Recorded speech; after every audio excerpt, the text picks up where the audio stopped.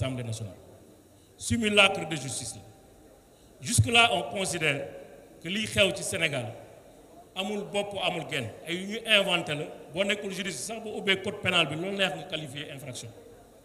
mais li ñuy wax amul rien aucun lien avec la réalité des faits jusque-là bu doon gouvernement bu am daraja am xam-xam xam Sénégal wax dëgg yàlla li ñuy wax waruloon a génn partout ministre de la justice waru fa woon génn mais nag comme ay fonctionnaires yu ñuy commandé la commande a été très claire ñëpp dégg nañ ko assemblée nationale la ñu ne yéen ñëpp dinañ leen tumuraankel ku ñu dem ci ñun ci sa dëkk dañuy taxaw foofu xas la saaga la dig la na dinañ la yóbbu sabar loolu moo am Farba Ngom dikkam dëggam lañ ko fekk ne ko yow bu soobee yàlla ay néew bés yu néew moo ci des pour ñu yóbbu la kaso tey frère am barka démb jël nañu ko yóbbu ko ci kaso bi koo xam ne liggéeyul sax ak Farba Ngom liggéeyam la doon def il n'est même pas au Sénégal ci diaspora bi lay liggéey entre Cameroun entre Gabon entre Côte d'Ivoire entre France entre Bruxelles laalewul dara ak yëfi Farba Ngom ñu jàpp ko dugal ci kaso xam nga ne loolu du justice bu dee justice aussi c'est du justice aveugle Matam boo fa demee tey ca Agnam oto camion gendarmerie yaa nga fa fees del loolu lan la jotee ak procès Farba Ngom sa famille est fouillée nuit et jour fouillée laa wax di seet compte yi xale yi jabaram ñoom ñu ngi leen di seet population Agnam bi ñu leen di brutaliser c'est l'occasion d'ailleurs au nom du SEN de renouveler notre considération et notre solidarité à cette population meurtrie dans sa chair kon loolu bokkul dara ak justice gis nga justice excès de justice c'est l'injustice justice dafa am ay formes yu ñu koy defee waaye justice kenn du ko commandité ba fii nag même 5 ministres yi ñuy wax dont des députés dont l'immunité a été levée li ñu leen di tuumaal ci force Covid bi dara taxawu si au départ dañoo ay milliards lañ leen di topp ba ñu ko càmbaree ba càmbar gis nañ ne booy xool sax li ñuy wax yëpp dépassé wul 6 milliards te li ñuy wax ci biir 6 milliards yi boo ci génnee 2 milliards 749 millions yi nga xam ne moom la ñuy tuumaal ministre Mansour Faye ak ay ñoñom ak ay opérateurs économiques yoo xam ne laaluñu dara ci yëf yi moo tax ay du yem ci bopp borom dugal nañ si ñoo xam ne wóor na leen ne ñii seen yoon nekku ci mais ils sont obligés dugal leen ci pour des faire valoir ñu ne dafa am surfacturation code pénal bi maa ngi wax juriste yëpp ci Sénégal dañu dem xool code pénal article 1 ba fin fu ñu ci gis surfacturation comme infraction amul ñu jënd ceeb bi ci prix boo xam ne prix ceeb toogul benn place loi bi gouverner commerce ci Sénégal 1994 dañu ko voté boo demee ci article 43 loi boobu di nga gis ne prix yi dañu libre Sénégal loi boobu 94 dafa ne article 1 les prix sont libres et sont fixés suivant les lois du marché ñu def loi boobu ñu koy doxal ba fii ku xool loi boobu di nga gis ne 2013 ba 2012 am na ceeb fu mu toll woon am na fu mu yëgsi bi ñuy ñëw ci Covid bi ceeb dafa jógee 13 ci prix yëgsi 2020 ci prix boo xam ne ministre bi ci boppam moo ko fixé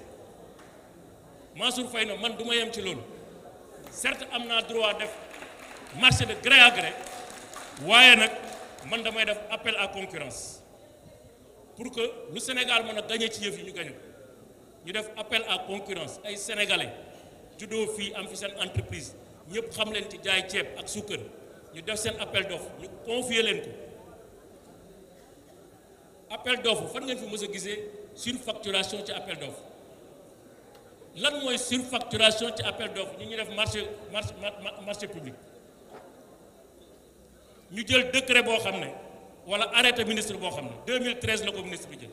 loi bi nee na arrêté ministre du commerce pour fixer ay prix wala homologuer ay prix mënul dépasser ñaari weer wa ilaa bu ñu ko renouveler doon ko ñu mën a renouveler loolu yeneen ñaari weer muy ñeenti weer ñu jël arrêté boobu nga xam ne moo fixé prix yi en 2013 di ko appliquer ay prix yu 2020 xam nga ñu jàngul école sax xam nañu ne loolu yenuwul maanaam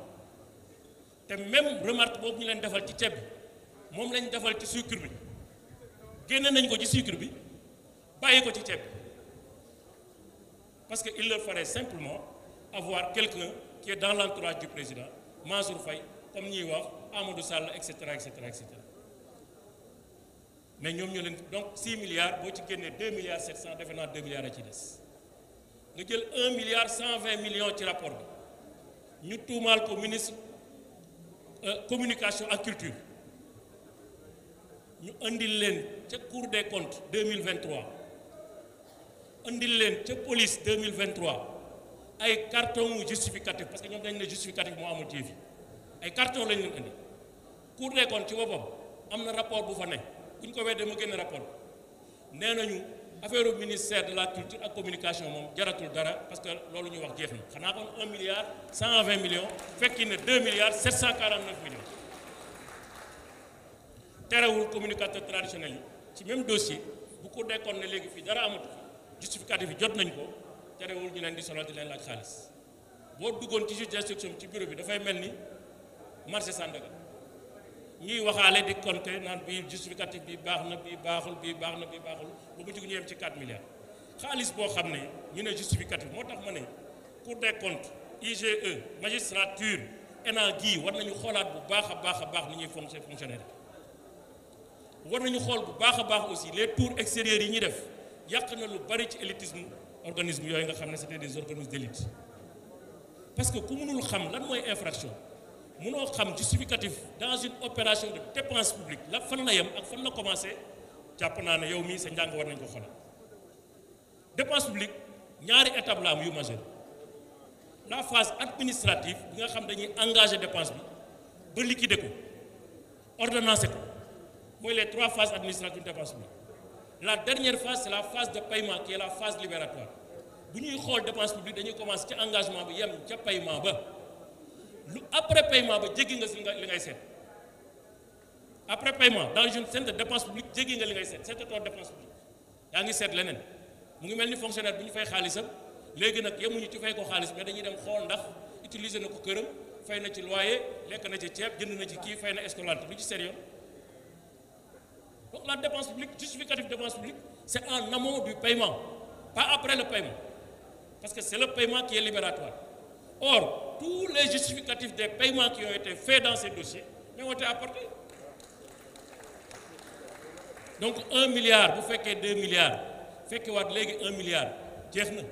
lan moo fa desati ñaari ministère ñu ne ministère bi nga xam mooy mine suñu sœur Sophie Gladima yoroon ko dañ ko war a toppee 119 milliards 119 millions pardon 119 millions yoo xam ne marché la bu ñu exécuté marché bi livré les preuves à l'appui ñu continuer quand même di leen topp opérateur économique sénégalais bi def affaire bi dafa mujj cautionner 119 millions yoo xam ne exécuté ko de manière contradictoire sous la surveillance et la supervision du secrétaire général de ce ministère loolu sénégalais war mu ne 73 milliards 73 milliards boo xam ne dañu waroon na 73 millions boo xam ne dañu waroon construire benn bâtiment 73 millions bâtiment la ñu waroon construire mais comme fonds Covid dafa am période boo xam ne bu période boobu jeexee gars yi def rapport fonds yi sooma dañ koy delloowaat te ñoom loolu dañ ko soxla unité boobu dañ ko soxla biir Kédougou ñu ne nañ ko jox opérateur économique comme ça suñu trouver terrain nga xam ne xaalis bi mu ngi foofu waaj defal nañu engagement reconnaître na yor na suñu xaalis bu ñu trouver terrain ñu tabax ko fa parce que unité boobu waruñu rëcc depuis des années ministre yu fa jaar ñu ngi programme pour am unité boobu unité gravimétrique par chance am nañ xaalis bi d'accord nañ ci nañ ko jox opérateur c'est vrai l'État paye après service fait mais fonds Covid ak li ñu ko defee ak décret bi ko organisé joxe na esprit bi ñuy defee dépense yi soit nga d'accord ci esprit bi wala nga bañ a d'accord ci esprit parce que dafa dispenser des procédures administratives toutes les dépenses qui ont été organisées dans le cadre du fonds Covid ki yore xaalis boobu nee na man d'abord 119 millions yi preuve baa ngi nii depuis 2023 ca police la ko waxee 73 millions yi xaalis baa ngi nii soo leen bëggee léegi ma jox leen ko soo leen bëggee ngeen xool mais loolu ban infraction la am ban infraction la am ñu ne ministère développement industriel 2 milliards 500 millions koo xam ne defar na ay masques fay na xaalis ñëpp gis nañ ne fay na xaalis xam nañ koy topp da nga def ay paiement en espèces ñu invoqué benn disposition du règlement général sur la comptabilité, l'article 103 104 principe du règlement général comptabilité 103 dafa ne les paiements peuvent être faits soit par virement bancaire, soit par chèque, soit en espèces. mu atténué ko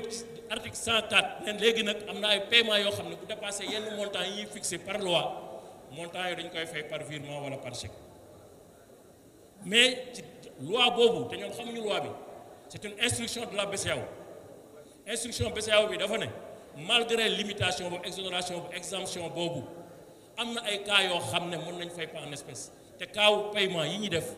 dafa valable pour paiement en espèce tailleur yi kan moo ci am compte xanaa tailleur yu mag sunu mbokk baana yi kan moo ci am compte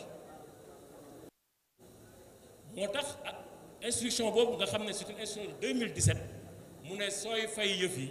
da nga koy fay ci espèce parce que am na ay cas yoo xam ne nit ñi amuñu xaalis léeg-léeg sax dañ lay permettre nga fay ko par digital monnaie digitale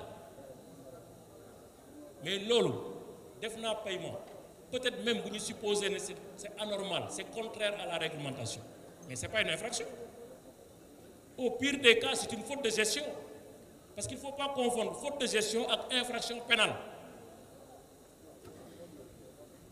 xam ngeen kooku bu ñu defee addition yi léegi yéen ngeen calculer léegi seen calculer xam ngeen ne 6 milliards de détournement amu fa je peux donner le témoignage ici devant mon grand frère Sidiki président Macky Sall bu mu joxee affaire ba pare xam lan la def dafa am commission d'audit et de contrôle bu mu teg en place dirigée par un général des forces armées commission boobu c'est une commission paritaire où il y avait les ministères concernés qui sont représentés mais il y avait la société civile il y avait les forces vives il y avait des imams il y avait des hommes d'église il y avait l'Assemblée nationale il y avait le Conseil économique et social ñoom ñëpp ku ci nekk da nga yónnee say ndir ñu dugal la ci commission boobu la commission là a fait un audit sérieux rapport bi c'est disponible on n'en parle même pas moo tax yii ñuy def nii yëfi caaxaan la mu des nag beneen mbir moo xam ne sunu frère Pape Malick wax na ko mooy budget état bii ñu naan waaw dañuy trouver ay fonds fii dañuy xool ay compte fii dañuy xool ay compte parce que démb am na ko ci wax benn guñaafier la nga xam ne amul benn personnalité kenn xamul fu mu jógee di tuumaal encore président Macky Sall ci ay wax yoo xam ne amul bopp amul kenn bi ko UG bi di seet ñaari fan muy làqatu ci loolu la tey gis naa ne nee na waaw moo waxul loolu waxul te ñëpp gis nañ li mu wax mais loolu génnewu ko si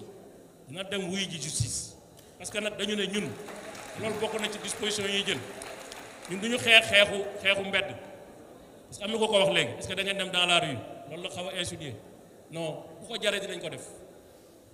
mais nag suñu xeex ñun xel la suñu xeex xam-xam la suñu xeex suñu arme yar la ak teggin ak préserver yi nga xam ne ñun ñoo ko fi te loolu kenn du ko di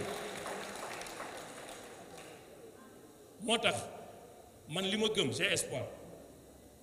que Assemblée nationale comme def nañ ko boîte postale maanaam léegi moom lu ñëw rek romb jaar amuñu benn responsabilité suñu Assemblée nationale couchée gëm naa ne bu ñu demee ci commission d'instruction yi nga xam ne ay magistrats ñoo fa nekk ay juges ñoo fa nekk ñu xool seen diggante ak yàlla ak seen borom xool seen diggante ak Sénégal ak li Sénégal def ci ñoom ba ñu ne fa ñu ne te gënuñu kenn dàq ñoo jàng kenn xool seen i njaboot ak seen i doom ak seen ëllëg suba parce que Sénégal loo fi def dafay tege na ko yaa fi defoon ñu jël exemple ci conseil constitutionnel bu ko démb ni mu taxawee jël exemple ci cour suprême ni mu taxawee jël exemple seen nawle cour CEDEAO ni mu def ba nga xam ne lii ñuy def nii bëgg ko def toroxal ay doomu aadama ay universitaires de très haut niveau de renommée internationale comme sunu frère Ismaïla Madior ñu war ko takkal rek ci ay 50 millions parce que kenn moo ñëw jógee fële amoo xamoo dara dem waxtaan ak sa nit ci néeg ñu ne la tuumaalal diw yàqal daram nga tuumaal ko yàq daram après ñu ne dañ la yóbbu haute cour de justice haute cour de justice c'est pas pour rien que depuis ñu créé ko ba léegi ñaar wala ñetti procès fa am parce que c'est des faits d'une certaine gravité avec un impact d'intérêt national mooy tax ñu yóbbu la fa mais tuumaal nañ yow ne nga effectivement kii joxoon na ma delloo naa ko ka nga jox ne wax delloo nañ ko mais wala problème objectivement lan moo fi problème ak lan moo fi infraction xanaa yàq der ak jaay doole parce que peut-être ils en veulent à Ismaïla pour avoir été ministre de la justice taxaw nag taxawaay boo xam ne ku gëm Sénégal gëm sa bopp bokk ci mbir ñuy bëgg a Sénégal def ko ci loo xam ne kenn mësu ko gis da nga taxaw bi nga war a taxaw loolu la Ismaïla def moom le ministre de l'intérieur defoon moom le ministre des forces armées def moom le président de la digle sous la direction du premier ministre loolu mooy Sénégal parce que état nag bu ordre jeexee foofu état bu insécurité amul kon état amatu fa on garantit l'ordre la discipline publique et la tranquillité loolu mooy état d'abord ensuite leneen soog ci teg te li xewu Sénégal ñëpp xam nañ li ko indi ñëpp xam nañ ñi ko sooke moo tax barka dem ñu bëgg a buruxlu ci loi interprétative def nous on va être là comme des vigies et on déposera des plaintes on poursuivra qui de droit partout même comme mënul fii poursuivre fii nañ ko def ci fi ñu ko war a defee ci CEDEAO ak les autres hautes cours de justice parce que loolu mooy dëgg tappale yooyu nag moo jeex Sénégal en face ils auront une opposition responsable une opposition à l'écoute des doléances de la population une opposition qui sera là pour une alternative et on espère comme ni ko xale yi di waxee mos dem jàpp nañ ne xam naa ne d'ici 2029 moom ñi nga xam ne ay apprentis lañ dinañ ñu abal Sénégal retrouver waat son lustre d'antan Sénégal bu bees Sénégal boo xam ne day dem ci kanam Sénégal boo xam ne dañ koy tabaxaat comme ni ñu ko tabaxee ba yegg ci ba fii Sénégal boo xam ne yar ak teggin ak fula ak fayda ak xam-xam dafay prévaloir sur tout autre maa leen di gërëm di leen sant asalaamaaleykum